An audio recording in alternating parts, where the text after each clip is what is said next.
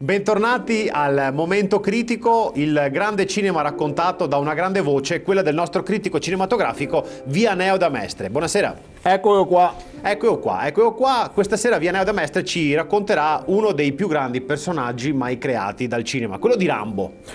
Ma allora, è semplice, Rocky non sei più un pugile, ma sei Rambo un ex soldato. Non è Rocky, è Silvestre Stallone, voglio dire. Ma è la stessa roba, Insomma, è Rambo comunque. Comunque praticamente Rambo è appunto un ex soldato che gira e fa casino, cioè gira sempre, fa casini, gira e fa casini, gira e fa casini. Possiamo definirlo il Tagadà dell'esercito. Scusa, che immagine è? Che è il Tagadà dell'esercito? Uno che gira e fa casini. Parliamo un po' però più nello specifico di questo Rambo.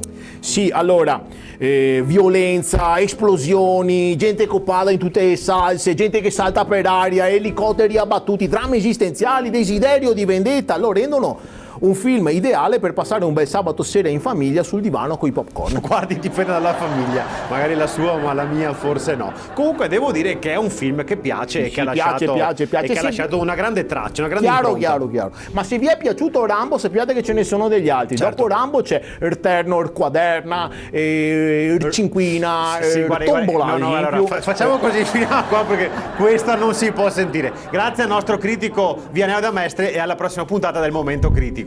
E comunque ricordiamo che dopo Rambo e a Cinquina non ti può fare la sua stessa cartea. Basta. Io.